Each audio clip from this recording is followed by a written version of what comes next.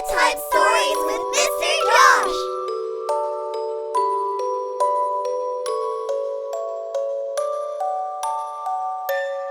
In tonight's story, we'll travel into the world of Lego to read How to Be a Knight. Let's get started.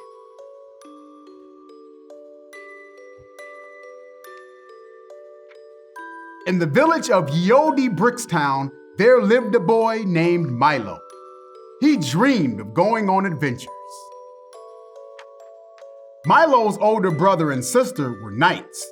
They were bold and strong, and he loved hearing their exciting stories. They even had rescued people from a local dragon, who was famous for her giant-sized roar. Milo wanted to be a knight too, but he didn't think he was big or brave enough. Also, he'd never seen a dragon, but he thought they seemed very scary. One day, while heading toward the royal castle, Milo heard groaning coming from some bushes. It sounded like someone was in trouble. Milo left the dirt road, pushed aside the branches, and discovered a dragon. She was huge and had long claws and sharp teeth. Milo froze. He didn't know what to do. The dragon sniffled. "Oh, I'm so glad you showed up," she said. "I need help, and I could really use achoo!" The dragon let out a gigantic sneeze. It knocked over the wall of the royal castle and toppled over one of its towers. Milo realized the dragon wasn't scary after all. She was sick and really needed his help. Just then, the king and queen ran out of the castle. "My goodness," the king exclaimed. "What's happening?" "Is everyone okay?" the queen asked. "I'm so sorry," the dragon said. "I have a cold and I can't stop sneezing. What I really need is a bowl of dragonberry soup. That would make me feel much better. I'd make it myself, but I'm so sick." Milo knew that dragonberries only grew on top of Mountain Brickstown. It would take days to get there and back. "We can't let her sneeze again, or she'll blow apart the rest of the castle," said the queen. Milo had an idea.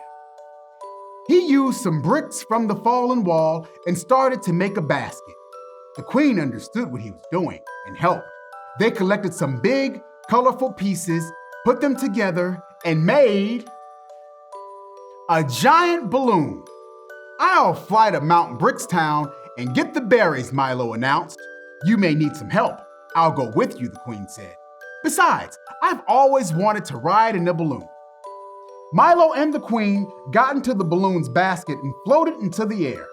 They sailed over the town and waved at the blacksmith and the candle maker. Milo even saw his brother and sister, and no one could believe their eyes.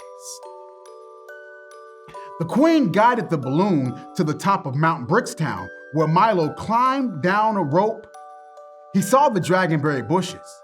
He got closer and closer, then grabbed a handful of berries.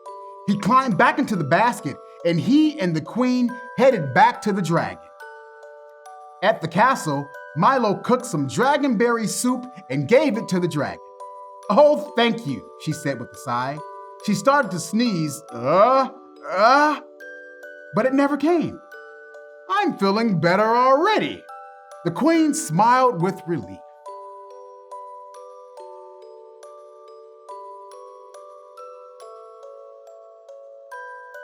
Just then, Milo's brother and sister arrived at the royal castle. "You flew to Mount Brickstone," his sister said. "And you saved a dragon," added his brother. "Well, I'm not done," Milo said. "Now I have to repair the castle." His siblings said they could help. Using the fallen bricks, they went to work. The dragon was feeling better, so she lent a helping claw. "You're a pretty nice dragon," said Milo's brother. "We're exaggerated our dragon stories," his sister confessed. "They always seem scary, but now we really know they're friendly."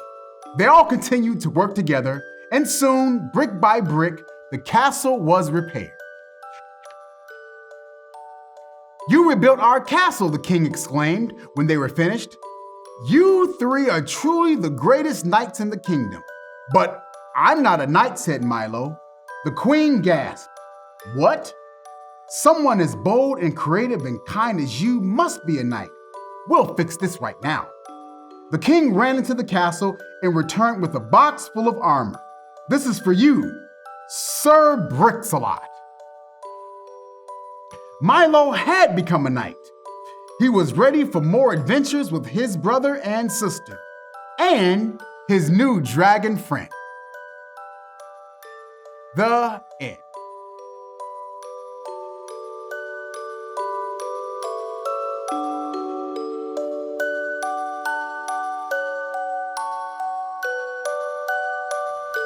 It's always good to end your day with a great story.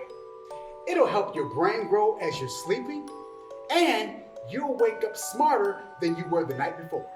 So, have a good night and sleep tight.